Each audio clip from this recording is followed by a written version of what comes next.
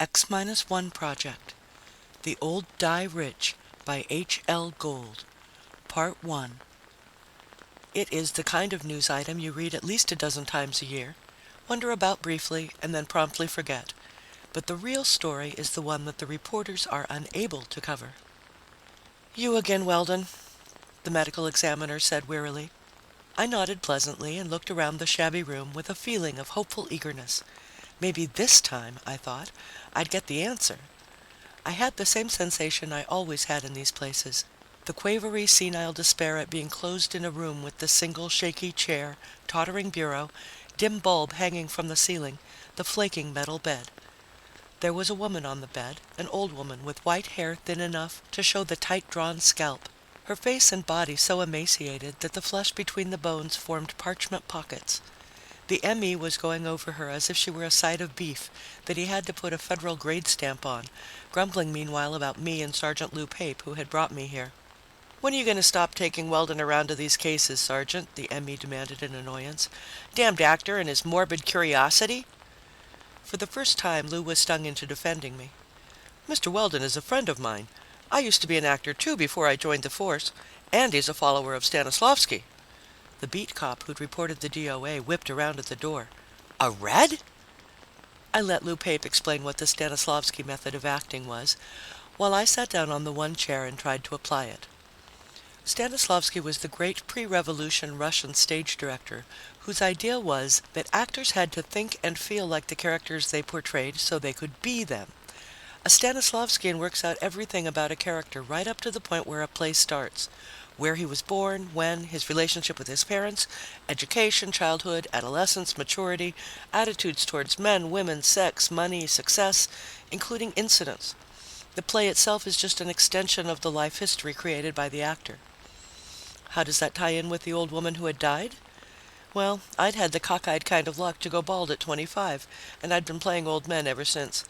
I had them down pretty well. It's not just a matter of shuffling around all hunched over and talking in a high cracked voice, which is cornball acting, but learning what old people are like inside. And these cases I talked Lou Pape into taking me on were studies in senility.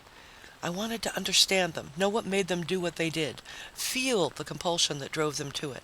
The old woman on the bed, for instance, had $32,000 in 5 bank accounts, and she'd died of starvation. You've come across such cases in the news, at least a dozen a year, and wondered who they were and why they did it. But you read the items, thought about them for a little while, and then forgot them. My interest was professional. I made my living playing old people, and I had to know as much about them as I could. That's how it started off, at any rate. But the more cases I investigated, the less sense they made to me, until finally they were practically an obsession. Look, they almost always have around $30,000 pinned to their underwear, hidden in mattresses, or parked in the bank, yet they starve themselves to death. If I could understand them, I could write a play, or have one written. I might really make a name for myself, even get a Hollywood contract maybe, if I could act them as they should be acted. So I sat there in the lone chair, trying to reconstruct the character of the old woman who had died, rather than spend a single cent of her $32,000 for food. "Malnutrition induced by senile psychosis," the ME said, writing out the death certificate. He turned to me. "There's no mystery to it, Weldon. They starve because they're less afraid of death than digging into their savings." I'd been imagining myself growing weak from hunger and trying to decide that I ought to eat, even if it cost me something. I came out of it and said, "That's what you keep telling me." "I keep hoping it'll convince you so you won't come around anymore. What are the chances, Weldon?" "Depends. I will when I'm sure you're right. I'm not." He shrugged disgustedly, ordered the wicker basket from the meat wagon, and had the old woman carried out. He and the beat cop left with the basket team. He could at least have said goodbye. He never did, though. A fat lot I cared about his attitude or dogmatic medical opinion. Getting inside this character was more important. The setting should have helped. It was depressing, rank with the feel of solitary desperation and needless death. Lou Pape stood looking out the one dirty window, waiting patiently for me. I let my joints stiffen as if they were 30 years older and more worn out than they were, and empathized myself into a dilemma between getting still weaker from hunger and drawing a little money out of the bank. I worked at it for half an hour or so with the deep concentration you acquire when you use the Stanislavski method. Then I gave up. "The ME is wrong, Lou," I said. It doesn't feel right. Lou turned around from the window. He'd stood there all that time without once coughing or scratching or doing anything else that might have distracted me. He knows his business, Mark. But he doesn't know old people. What is it you don't get? He prompted, helping me dig my way through a characterization like the trained Stanislavskian he was, and still would have been if he hadn't gotten so sick of the insecurity of acting that he'd become a cop. Can't money be more important to a psychotic than eating? Sure, I agreed. Up to a point. Undereating, yes. Actual starvation, no. Why not? You and the ME think it's easy to starve to death. It isn't. Not when you can buy day-old bread at the bakeries, soup bones for about a nickel a pound, wilted vegetables that groceries are glad to get rid of. Anybody who's willing to eat that stuff can stay alive on nearly nothing a day. Nearly nothing, Lou. And hunger is a damned potent instinct. I can understand hating to spend even those few cents. I can't see going without food altogether. He took out a cigarette. He hadn't until then because he didn't want to interrupt my concentration. Maybe they get too weak to go out after old bread and meat bones and wilted vegetables. It still doesn't figure. I got up off the shaky chair, my joints now really stiff from sitting in it. Do you know how long it takes to die of starvation? That depends on age, health, amount of activity. Nuts, I said. It would take weeks. So it takes weeks. Where's the problem, if there is one? I lit the pipe I'd learned to smoke instead of cigarettes. Old men seem to use pipes more than anything else, though maybe it'll be different in the next generation. More cigarette smokers now, you see, and they'd stick to the habit unless the doctor ordered them to cut it out. Did you ever try starving for weeks, Lou? I asked. No. Did you? In a way. All these cases you've been taking me on for the last couple of years, I've tried to be them. But let's say it's possible to die of starvation when you have thousands of dollars put away. Let's say you don't think of scrounging off food stores or working out a way of freeloading or hitting soup lines. Let's say you stay in your room and slowly starve to death. He slowly picked a fleck of tobacco off his lip and flicked it away, his sharp black eyes poking holes in the situation I'd built up for him. But he wasn't ready to say anything yet. There's charity, I went on, relief, except for those who have their dough in banks where it can be checked on, old age pension, panhandling, cadging off neighbors. He said, we know these cases are hermits. They don't make contact with anybody. Even when they're starting to get real hungry? You've got something, Mark, but that's the wrong tack, he said thoughtfully. The point is that they don't have to make contact. Other people know them or about them. Somebody would check after a few days or a week. The janitor, the landlord, someone in the house or the neighborhood. So they'd be found before they died. You'd think so, wouldn't you? He agreed reluctantly. They don't generally have friends, and the relatives are usually so distant they hardly know these old people and whether they're alive or not. Maybe that's what threw us off. But you don't need friends and relatives to start wondering and investigate when you haven't shown up for a while. He lifted his head and looked at me. What does that prove, Mark? That there's something wrong with these cases. I want to find out what. I got Lou to take me down to headquarters, where he let me see the bank books the old woman had left. She took damned good care of them, I said. They look almost new. Wouldn't you take damned good care of the most important thing in the world to you? He asked. You've seen the hordes of money the others leave. Same thing. I peered closely at the earliest entry, April 23rd, 1907, $150. My eyes aren't that bad. I was peering at the ink. It was dark, unfaded. I pointed it out to Lou. From not being exposed to daylight much, he said. They don't haul out the bank books or money very often, I guess. And that adds up for you? I can see them being psychotics all their lives, but not senile psychotics. They hoarded, Mark. That adds up for me. Funny, I said, watching him maneuver his cigarette, as if he loved the feel of it, drawing the smoke down and letting it out in plumes of different shapes, from rings to slender streams. What a living he could make doing cigarette commercials on TV. I can see you turn into one of these cases, Lou.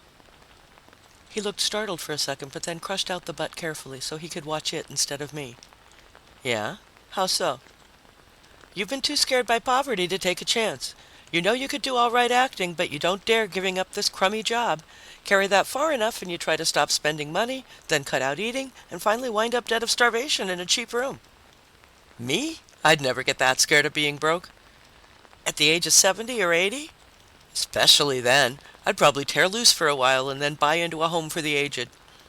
I wanted to grin, but I didn't. He'd proved my point. He'd also shown that he was as bothered by these old people as I was. Tell me, Lou, if somebody kept you from dying, would you give him any dough for it, even if you were a senile psychotic? I could see him using the Stanislavski method to feel his way to the answer. He shook his head. Not while I was alive. Will it, maybe, not give it. How would that be as a motive? He leaned against a metal filing cabinet. No good, Mark. You know what a hell of a time we have tracking down relatives to give the money to, because these people don't leave wills. The few relatives we find are always surprised when they get their inheritance. Most of them hardly remember dear old whoever it was that died and left it to them. All the other estates eventually go to the state treasury, unclaimed. Well, it was an idea. I opened the oldest bank book again. Anybody ever think of testing the ink, Lou? What for? The bank's records always check. These aren't forgeries, if that's what you're thinking. I don't know what I'm thinking, I admitted. But I'd like to turn a chemist loose on this for a little while. Look, Mark, there's a lot I'm willing to do for you, and I think I've done plenty, but there's a limit. I let him explain why he couldn't let me borrow the book and then waited while he figured out how it could be done and did it. He was still grumbling when he helped me pick a chemist out of the telephone directory and went along to the lab with me. But don't get any wrong notions, he said on the way. I have to protect state property, that's all, because I signed for it and I'm responsible. Sure, I agreed to humor him. If you're not curious, why not just wait outside for me? He gave me one of those white-tooth grins that he had no right to deprive women audiences of. I could do that, but I'd rather see you make a sap of yourself. I turned the bank book over to the chemist and we waited for the report. When it came, it had to be translated. The ink was typical of those used 50 years ago. Lou Pape gave me a jab in the ribs at that. But then the chemist said that, according to the amount of oxidation, it seemed fresh enough to be only a few months or years old, and it was Lou's turn to get jabbed. Lou pushed him about the aging, asking if it couldn't be the result of unusually good care. The chemist couldn't say. That depended on the kind of care, an airtight compartment perhaps, filled with one of the inert gases, or a vacuum. They hadn't been kept that way, of course, so Lou looked as baffled as I felt. He took the bank book and we went out to the street. See what I mean? I asked quietly, not wanting to rub it in. I see something, but I don't know what. Do you? I wish I could say yes. It doesn't make any more sense than anything else about these cases. What do you do next? Damned if I know. There are thousands of old people in the city. Only a few of them take this way out. I have to try to find them before they do. If they're loaded, they won't say so, Mark. And there's no way of telling them from those who are down and out. I rubbed my pipe disgruntledly against the side of my nose to oil it. Ain't this a beaut of a problem? I wish I liked problems. I hate them. Lou had to get back on duty. I had nowhere to go and nothing to do except worry my way through this tangle. He headed back to headquarters and I went over to the park and sat in the sun, warming myself and trying to think like a senile psychotic who would rather die of starvation than spend a few cents for food. I didn't get anywhere, naturally. There are too many ways of beating starvation, too many chances of being found before it's too late. And the fresh ink, over half a century old. I took to hanging around banks, hoping I'd see someone come in with an old bank book that had fresh ink from 50 years before. Lou was some help there. He convinced the guards and tellers that I wasn't an old-looking guy casing the place for a gang, and even got the tellers to watch out for particularly dark ink in ancient bank books. I stuck at it for a month, although there were a few stage calls that didn't turn out right, and one radio and 2 TV parts which did and kept me going. I was almost glad the stage parts hadn't been given to me. They'd have interrupted my outside work. After a month without a thing turning up at the banks, though, I went back to my 2 rooms in the theatrical hotel one night, tired and discouraged, and I found Lou there. I expected him to give me another talk on dropping the whole thing. He'd been doing that for a couple of weeks now, every time we got together. I felt too low to put up an argument. But Lou was holding back his excitement, acting like a cop, instead of projecting his feelings, and he couldn't haul me out to his car as fast as he probably wanted me to go. Been trying to get in touch with you all day, Mark. Some old guy was found wandering around, dazed and suffering from malnutrition, with $17,000 in cash inside the lining of his jacket. Alive? I asked, shocked right into eagerness again. Just barely. They're trying intravenous feeding to pull him through. I don't think he'll make it. For God's sake, let's get there before he conks out. Lou raced me to the city hospital and up to the ward. There was a scrawny old man in a bed, nothing but a papery skin stretched thin over a face like a skull and a body like a Halloween skeleton, shivering as if he was cold. I knew it wasn't the cold.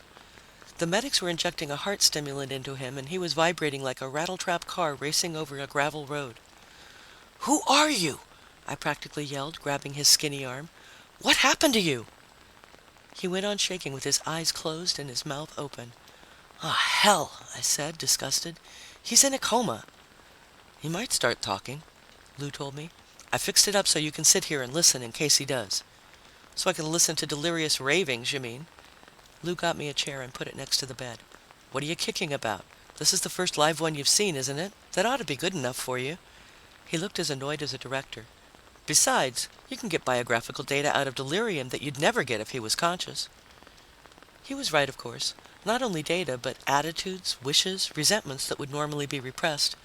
I wasn't thinking of acting at the moment, though. Here was somebody who could tell me what I wanted to know, only he couldn't talk. Lou went to the door. "Good luck," he said and went out. I sat down and stared at the old man, willing him to talk. I don't have to ask if you've ever done that. Everybody has. You keep thinking over and over, getting more and more tense. Talk, damn you, talk! Until you find that every muscle in your body is a fist and your jaws are aching because you've been clenching your teeth so hard. You might just as well not bother, but once in a while a coincidence makes you think you've done it. Like now.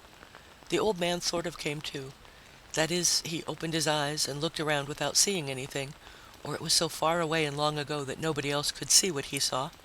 I hunched forward on the chair and willed harder than ever. Nothing happened. He stared at the ceiling and through and beyond me. Then he closed his eyes again and I slumped back, defeated and bitter. But that was when he began talking. There were a couple of women, though they might have been little girls in his childhood, and he had his troubles with them. He was praying for a toy train, a roadster, to pass his tests, to keep from being fired, to be less lonely, and back to toys again. He hated his father, and his mother was too busy with church bazaars and such to pay much attention to him. There was a sister. She died when he was a kid. He was glad she died, hoping maybe now his mother would notice him. But he was also filled with guilt because he was glad. Then somebody, he felt, was trying to shove him out of his job. The intravenous feeding kept dripping into his vein, and he went on rambling. After 10 or 15 minutes of it, he fell asleep. I felt so disappointed that I could have slapped him awake, only it wouldn't have done any good. Smoking would have helped me relax, but it wasn't allowed, and I didn't dare go outside for one, for fear he might revive again, and this time come up to the present. "Broke!" he suddenly shrieked, trying to sit up. I pushed him down gently, and he went on in frightful terror. "Old and poor, nowhere to go. Nobody wants me, can't make a living. Read the ads every day, no jobs for old men." He blurted through weeks, months, years, I don't know, of fear and despair. And finally he came to something that made his face glow like a radium dial. "An ad, no experience needed, good salary." His face got dark and awful. All he added was, "El Greco," or something that sounded like it, and then he went into terminal breathing. I rang for the nurse and she went for the doctor. I couldn't stand the long moments when the old man's chest stopped moving, the abrupt, frantic gulps of air followed by no breath at all. I wanted to get away from it, but I had to wait for whatever more he might say. It didn't come. His eyes fogged and rolled up, and he stopped taking those spasmodic, strangling breaths. The nurse came back with the doctor, who felt his pulse and shook his head. She pulled the blanket over the old man's face. I left, feeling sick. I'd learned things I already knew about hate and love and fear and hope and frustration. There was an ad in it somewhere, but I had no way of telling if it had been years ago or recently. And a name that sounded like El Greco. That was a Spanish painter of 400 or 500 years ago. Had the old guy been remembering a picture he'd seen? No, he'd come up at least close to the present. The ad seemed to solve his problem about being broke. But what about the $17,000 that had been found in the lining of his jacket? He hadn't mentioned that. Of course, being a senile psychotic, he could have considered himself broke even with that amount of money. None coming in, you see. That didn't add up either. His was the terror of being old and jobless. If he'd had money, he would have figured out how to make it last, and that would have come through in one way or another. There was the ad, there was his hope, and there was this El Greco. A Greek restaurant, maybe, where he might have been bumming his meals. But where did the $17,000 fit in?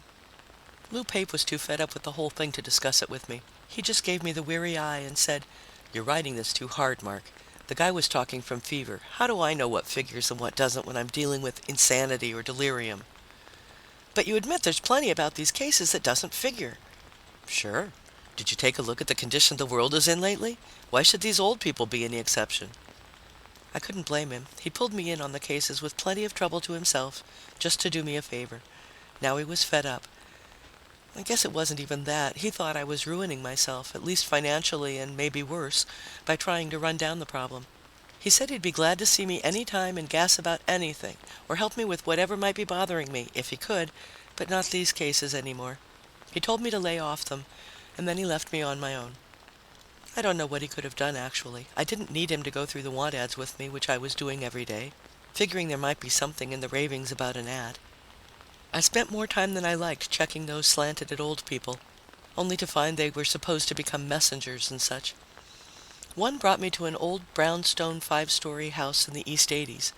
I got online with the rest of the applicants. There were men and women, all decrepit, all looking badly in need of money, and waited my turn.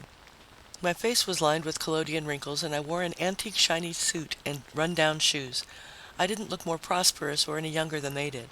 I finally came up to the woman who was doing the interviewing. She sat behind a plain office desk down in the main floor hall with a pile of application cards in front of her and a ballpoint pen in one strong, slender hand. She had red hair with gold lights in it and eyes so pale blue that they would have seemed the same color as the whites if she'd been on the stage. Her face would have been beautiful, except for her rigid control of expression. She smiled abruptly, shut it off just like that, looked me over with all the impersonality and penetration of an X-ray from the soles to the bald head, exactly as she'd done with the others. But that skin, if it was as perfect as that all over her slim, stiffly erect, proudly shaped body, she had no business off the stage. Name, address, previous occupation, social security number? She asked in a voice with good clarity, resonance, and diction. She wrote it all down while I gave the information to her. Then she asked me for references, and I mentioned Sergeant Lou Pape. Fine, she said. We'll get in touch with you if anything comes up. Don't call us, we'll call you. I hung around to see who'd be picked. There was only one, an old man, 2 ahead of me in the line, who had no social security number, no references, not even any relatives or friends she could have checked up on him with. Damn. Of course that was what she wanted. Hadn't all the starvation cases been people without social security, references, either no friends and relatives or those they'd lost track of? I'd pulled a blooper, but how was I to know until too late? Well, there was a way of making it right. When it was good and dark that evening, I stood on the corner and watched the lights in the brownstone house. The ones on the first 2 floors went out, leaving only those on the 3rd and 4th. Closed for the day or open for business. I got into a building a few doors down by pushing a button and waiting until the buzzer answered, then racing up to the roof while some man yelled down the stairs to find out who was there. I crossed the tops of the 2 houses between and went down the fire escape. It wasn't easy, though not as tough as you might imagine. The fact is that I'm a whole year younger than Lou Pape, even if I could play his grandpa professionally. I still have muscles left, and I used them to get down the fire escape at the rear of the house. The 4th floor room I looked into had some kind of wire mesh cage and some hooded machinery. Nobody there. The 3rd floor room was the redhead's. She was coming out of the bathroom with a terrycloth bathrobe and a towel turban on when I looked in.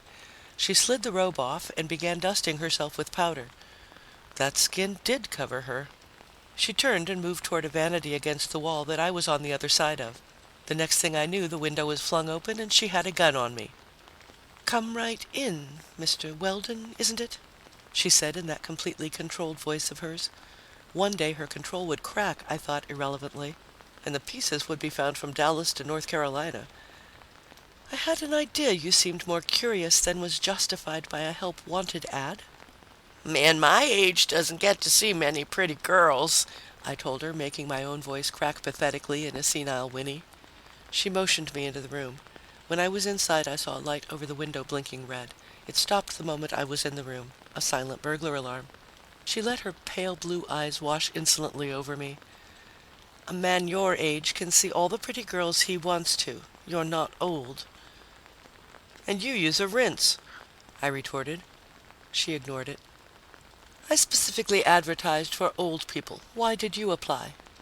It had happened so abruptly that I hadn't had a chance to use the Stanislavski method to feel old in the presence of a beautiful nude woman. I don't even know if it would have worked. Nothing's perfect. "I needed a job awful bad," I answered sullenly, knowing it sounded like an ad lib. She smiled with more contempt than humor. You had a job, Mr. Weldon. You were very busy trying to find out why senile psychotics starve themselves to death. How did you know that? I asked, startled. A little investigation of my own.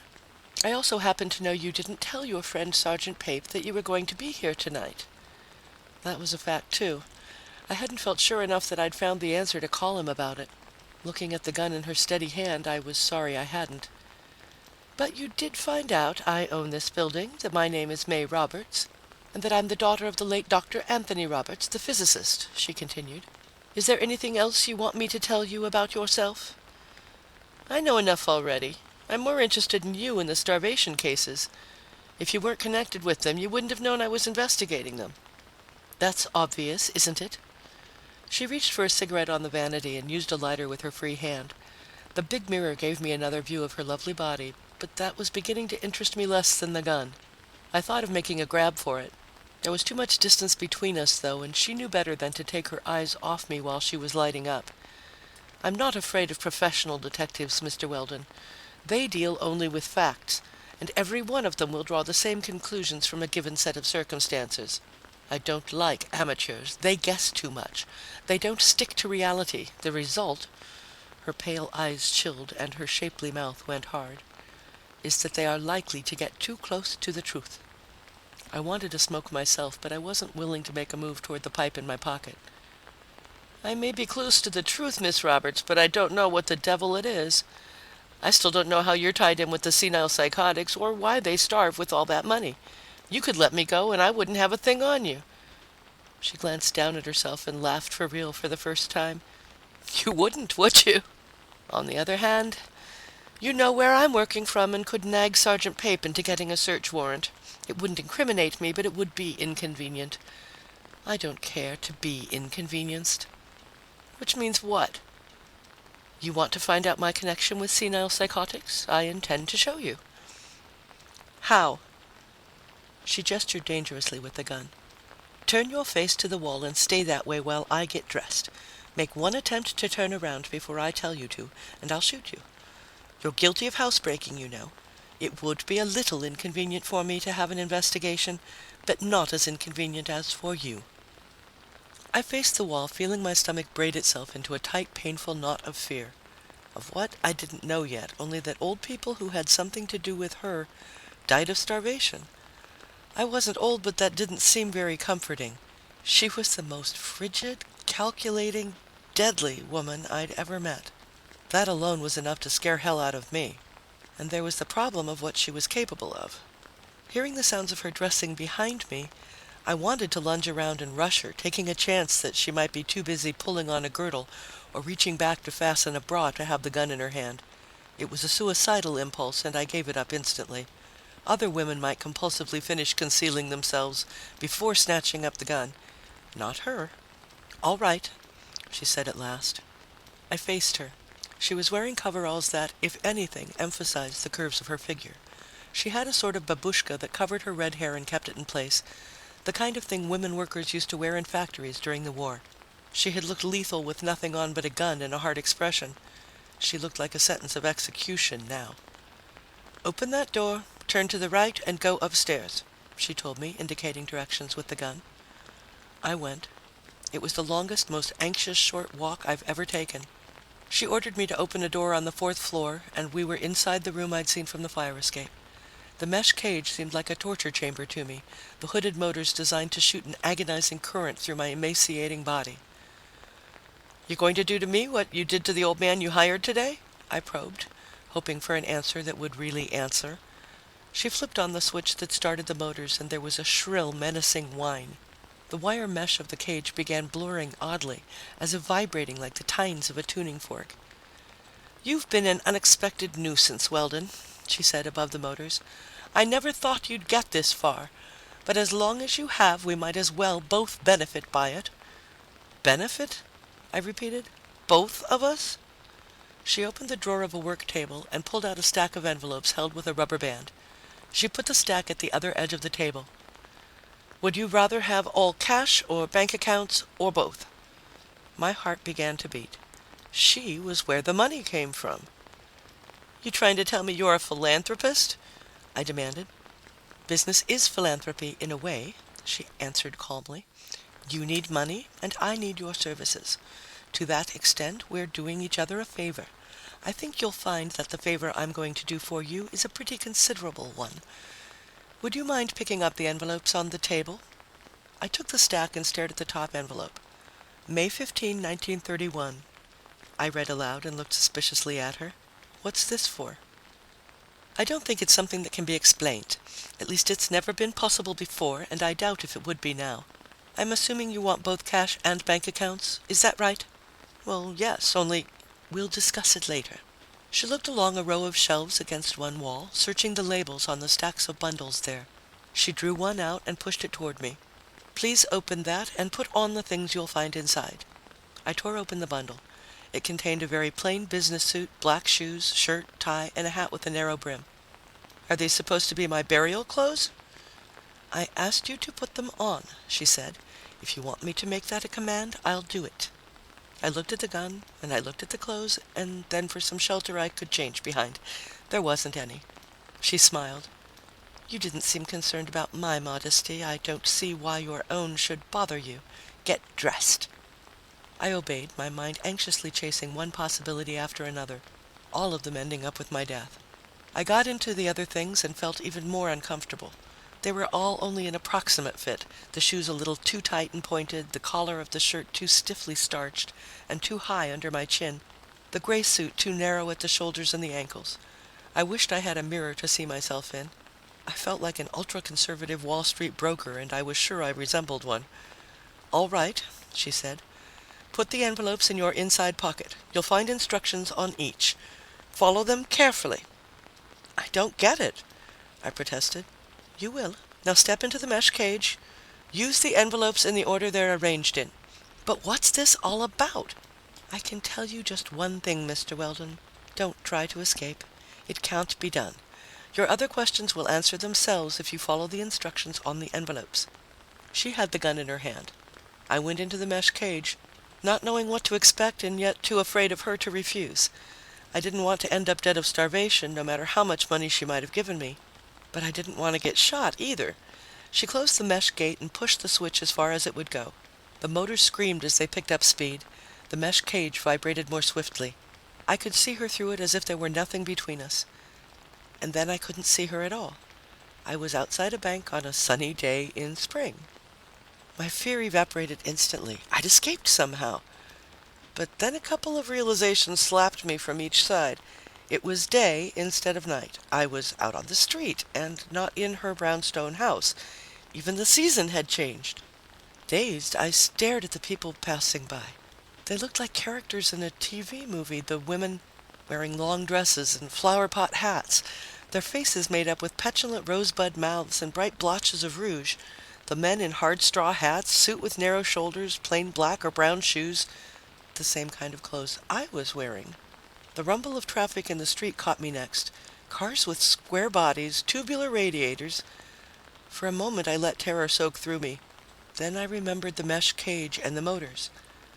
May Roberts could have given me electroshock, kept me under long enough for the season to change, or taken me south and left me on a street in daylight. But this was a street in New York. I recognized it, though some of the buildings seemed changed, the people dressed more shabbily. Shrewd stage setting? Hypnosis? That was it, of course. She'd hypnotized me. Except that a subject under hypnosis doesn't know he's been hypnotized. Completely confused, I took out the stack of envelopes I'd put in my pocket. I was supposed to have both cash and a bank account, and I was outside a bank. She obviously wanted me to go in, so I did. I handed the top envelope to the teller. He hauled $150 out of it and looked at me as if that was enough to buy and sell the bank. He asked me if I had an account there. I didn't. He took me over to an officer of the bank, a fellow with a Hoover collar and a John Gilbert mustache, who signed me up more cordially than I'd been treated in years. I walked out to the street, gaping at the entry in the bank book he'd handed me. My pulse was jumping lumpily, my lungs refusing to work right, my head doing a Hopi rain dance. The date he'd stamped was May 15th, 1931. I didn't know which I was more afraid of. Being stranded, middle-aged, in the worst of the Depression, or being yanked back to that brownstone house. I had only an instant to realize that I was a kid in high school uptown right at that moment. Then the whole scene vanished as fast as blinking, and I was outside another bank somewhere else in the city. The date on the envelope was May 29th, and it was still 1931. I made a $75 deposit there, then $100 in another place a few days later, and so forth, spending only a few minutes each time and going forward anywhere from a couple of days to almost a month. Every now and then I had a stamped addressed envelope to mail at a corner box. They were addressed to different stockbrokers, and when I got one open before mailing it and took a look inside, it turned out to be an order to buy a few hundred shares of stock in a soft drink company in the name of Dr. Anthony Roberts. I hadn't remembered the price of the shares being that low. The last time I'd seen the quotation, it was more than 5 times as much as it was then. I was making dough myself, but I was doing even better for May Roberts. A few times I had to stay around for an hour or so. It was the night I found myself in a flashy speakeasy with 2 envelopes that I was to bet the contents of, according to the instructions on the outside. It was June 21st, 1932, and I had to bet on Jack Sharkey to take the heavyweight title away from Max Schmeling. The place was serious and quiet. No more than 3 women, a couple of bartenders, and the rest male customers, including 2 cops, huddling up close to the radio. An affable character was taking bets. He gave me a wise little smile when I put the money down on Sharkey. "Well, it's a pleasure to do business with the man who wants an American to win," he said. "And the hell with the smart dough, eh?" "Yeah," I said, and tried to smile back, but so much of the smart money was going on Schmeling that I wondered if May Roberts hadn't made a mistake. I couldn't remember who'd won. "You know what J.P. Morgan said, don't sell America short." "I'll take $1 for my share," said a sour guy who barely managed to stand. "Lousy grass growing in the lousy streets, nobody working, no future, nothing." "We'll come out of it okay," I told him confidently. He snorted into his gin. "Not in our lifetime, Mac. It'd take a miracle to put this country on its feet again. I don't believe in miracles." He put his scowling face up close to mine and breathed blearily and belligerently at me. "Do you?" "Shut up, Gus," one of the bartenders said. "The fight's starting." I had some tough moments and a lot of bad scotch listening. It went the whole 15 rounds. Sharkey won, and I was in almost as bad shape as Gus, who'd passed out halfway through the battle. All I can recall is the affable character handing over a big roll and saying, "Lucky for me, more guys don't sell America short," and trying to separate the money into the right amounts and put them into the right envelopes while stumbling out of the door, when everything changed and I was outside a bank again. I thought, my God, what a hangover cure. I was as sober as if I hadn't had a drink when I made that deposit. There were more envelopes to mail and more deposits to make and bets to put down on Singing Wood in 1933 at Belmont Park, and Max Baer over Prima Canero, and then Cavalcade at Churchill Downs in 1934, and James Braddock over Bear in 1935, and a big daily double payoff, Wanoa Arake at Tropical Park, and so on, skipping through the years like a flat stone over water, touching here and there for a few minutes to an hour at a time. I kept the envelopes for May Roberts and myself in different pockets, and the bank books in another. The envelopes were beginning to bulge, and the deposits and accrued interest were something to watch grow. The whole thing, in fact, was so exciting that it was early October of 1938, a total of maybe 4 or 5 hours subjectively, before I realized what she had me doing. I wasn't thinking much about the fact that I was time traveling or how she did it. I accepted that, though the sensation in some ways was creepy, like raising the dead. My father and mother, for instance, were still alive in 1938. If I could break away from whatever it was that kept pulling me jumpily through time, I could go and see them. The thought attracted me enough to make me shake badly with intent, yet pump dread through me. I wanted so damned badly to see them again, and I didn't dare. I couldn't. Why couldn't I? Maybe the machine covered only the area around the various banks, speakeasies, bars, and horse parlors. If I could get out of the area, whatever it might be, I could avoid coming back to whatever May Roberts had lined up for me. Because naturally I knew now what I was doing.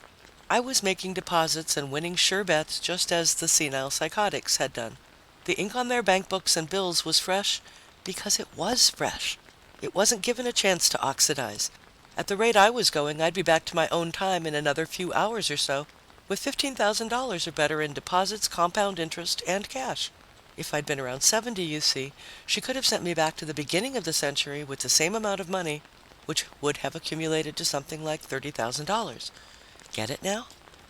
I did, and I felt sick and frightened. The old people had died of starvation somehow, with all that dough in cash or banks. I didn't give a hang if the time travel was responsible or something else was. I wasn't going to be found dead in my hotel and have Lou Pape curse my corpse because I'd been borrowing from him when, since 1931, I'd had a little fortune put away. He'd call me a premature senile psychotic, and he'd be right from his point of view, not knowing the truth. Rather than make the deposit in October 1938, I grabbed a battered old cab and told the driver to step on it. When I showed him the $10 bill that was in it for him, he squashed down the gas pedal. In 1938, $10 was real money. We got a mile away from the bank and the driver looked at me in the rearview mirror. "How far you want to go, mister?" My teeth were together so hard that I had to unclench them before I could answer. "As far away as we can get." "Cops after you?" "No, but somebody is. Don't be surprised at anything that happens, no matter what it is." "You mean like getting shot at?" he asked worriedly, slowing down. "You're not in any danger, friend. I am. Relax and step on it again." I wondered if she could still reach me this far from the bank and handed the guy the bill. No justice sticking him for the ride in case she should. He pushed the pedal down even harder than he had been doing before. We must have been close to 3 miles away when I blinked and was standing outside the first bank I'd seen in 1931. I don't know what the cab driver thought when I vanished out of his hack. He probably figured I'd opened the door and jumped while he wasn't looking. Maybe he even went back and searched for a body splashed all over the street. Well, it would have been a hopeless hunt. I was a week ahead. I gave up and drearily made my deposit. The one from early October that I'd missed, I put in with this one. There was no way to escape the babe with the beautiful hard face, gorgeous warm body, and plans for me that all seemed to add up to death. I didn't try anymore. I went on making deposits, mailing orders to her stockbrokers, and putting down bets that couldn't miss because they were all past history. I don't even remember what the last one was, a fight or a race. I hung around the bar that had long ago replaced the speakeasy until the inevitable payoff. Got myself a hamburger and headed out the door.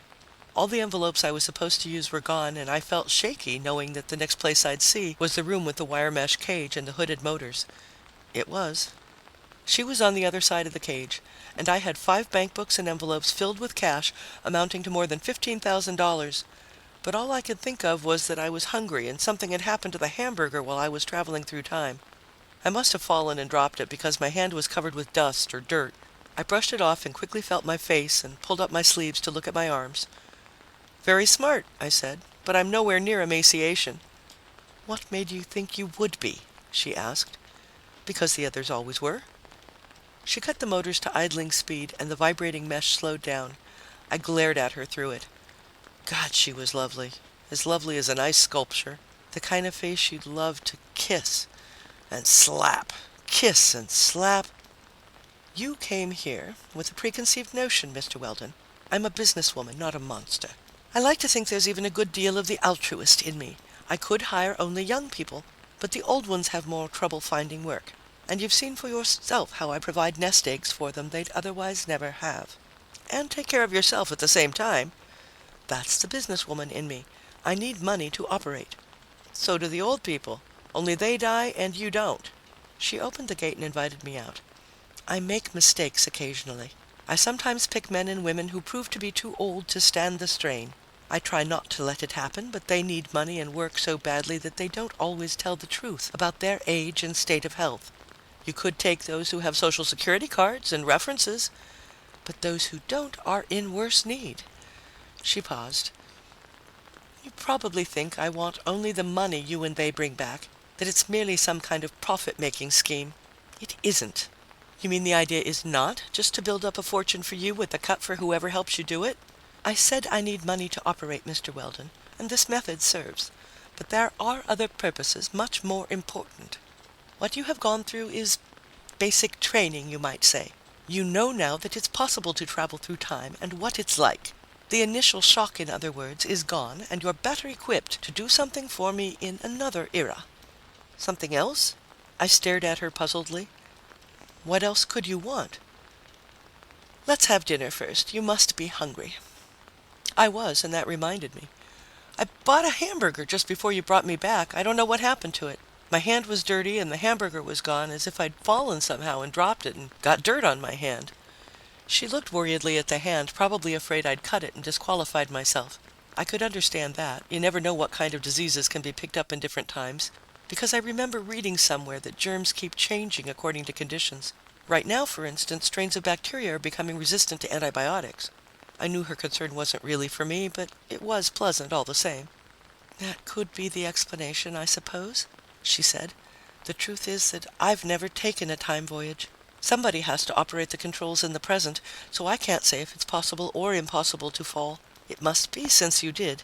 Perhaps the wrench back from the past was too violent and you slipped just before you returned." She led me down to an ornate dining room where the table had been set for two. The food was waiting on the table, steaming and smelling tasty. Nobody was around to serve us. She pointed out a chair to me and we sat down and began eating. I was a little nervous at first, afraid there might be something in the food, but it tasted fine and nothing happened after I swallowed a little and waited for some effect. "You did try to escape the time tractor beam, didn't you, Mr. Weldon?" she asked. I didn't have to answer, she knew. That's a mistaken notion of how it functions. The control beam doesn't cover area, it covers era. You could have flown to any part of the world, and the beam would still have brought you back. Do I make myself clear? She did. Too bloody clear. I waited for the rest. "I assume you've already formed an opinion of me," she went on. "A rather unflattering one, I imagine. Pitch is the cleanest word I can find. But a clever one. Anybody who can invent a time machine would have to be a genius. I didn't invent it. My father did, Dr. Anthony Roberts, using the funds you and others helped me provide him with." Her face grew soft and tender. "My father was a wonderful man, a great man. But he was called a crackpot. He was kept from teaching or working anywhere. It was just as well, I suppose, though he was too hurt to think so. He had more leisure to develop the time machine. He could have used it to extort repayment from mankind for his humiliation, but he didn't. He used it to help mankind." "Like how?" I goaded. "It doesn't matter, Mr. Weldon. You're determined to hate me and consider me a liar. Nothing I tell you can change that." She was right about the first part. I hadn't dared let myself do anything except hate and fear her. But she was wrong about the second. I remember thinking how Lou Pape would have felt if I had died of starvation with over $15,000 after borrowing from him all the time between jobs. Not knowing how I got it, he'd have been sore, thinking I'd played him for a patsy. What I'm trying to say is that Lou wouldn't have had enough information to judge me. I didn't have enough information yet, either, to judge her. "What do you want me to do?" I asked warily. Everybody but one person was sent into the past on specific errands, to save art treasures and relics that would otherwise have been lost to humanity. "Not because the things might be worth a lot of dough," I said nastily. "You've already seen that I can get all the money I want. There were upheavals in the past, great fires, wars, revolutions, vandalism, and I had my associates save things that would have been destroyed. Oh, beautiful things, Mr. Weldon. The world would have been so much poorer without them." "El Greco, for instance?" I asked, remembering the raving old man who had been found wandering with $17,000 in his coat lining. "El Greco, too. Several paintings that had been lost for centuries." She became more brisk and efficient seeming. "Except for the one man I mentioned, I concentrated on the past. The future is too completely unknown to us, and there's an additional reason why I tentatively explored it only once. But the one person who went there discovered something that would be of immense value to the world." "What happened to him?" She looked regretful. "He was too old. He survived just long enough to tell me that the future has something we need. It's a metal box, small enough to carry, that could supply this whole city with power to run its industries and light its homes and streets." "Sounds good. Who'd you say benefits if I get it?" "We share the profits equally, of course. But it must be understood that we sell the power so cheaply that everybody can afford it." "I'm not arguing. What's the other reason you didn't bother with the future?" "You can't bring anything from the future to the present that doesn't exist right now. I won't go into the theory, but it should be obvious that nothing can exist before it exists. You can't bring the box I want, only the technical data to build one." "Technical data? I'm an actor, not a scientist." "You'll have pens and weatherproof notebooks to copy it down in." I couldn't make up my mind about her. I've already said she was beautiful, which always prejudices a man in a woman's favor, but I couldn't forget the starvation cases. They hadn't shared anything but malnutrition, useless money, and death. Then again, maybe her explanation was a good one, that she wanted to help those who needed help most, and some of them lied about their age and physical condition because they wanted the job so badly. All I knew about were those who had died. How did I know there weren't others? A lot more of them than the fatal cases, perhaps, who came through all right and were able to enjoy their little fortunes. And there was her story about saving the treasures of the past and wanting to provide power at really low cost. She was right about one thing: she didn't need any of that to make money with. Her method was plenty good enough, using the actual records of the past to invest in stocks, bet on sports, all sure gambles. But those starvation cases... "Do I get any guarantees?" I demanded. She looked annoyed. "I'll need you for the data. You'll need me to turn it into manufacture. Is that enough of a guarantee?" "No. Do I come out of this alive?" "Mr. Weldon, please use some logic. I'm the one who's taking the risk. I've already given you more money than you've ever had at one time in your life. Part of my motive was to pay for services about to be rendered. Mostly it was to give you experience in traveling through time. And to prove to me that I can't run out," I added. "That happens to be a necessary attribute of the machine. I couldn't very well move you about through time unless it worked that way. If you'd look at my point of view, you'd see that I lose my investment if you don't bring back the data. I can't withdraw your money, you realize." "I don't know what to think," I said, dissatisfied with myself because I couldn't find out what, if anything, was wrong with the deal. "I'll get you the data for the power box if it's at all possible, and then we'll see what happens." Finishing eating, we went upstairs and I got into the cage. She closed the circuit, the motors screamed, the mesh blurred, and I was in a world I never knew. End of The Old Die Rich by H.L. Gold, Part 1.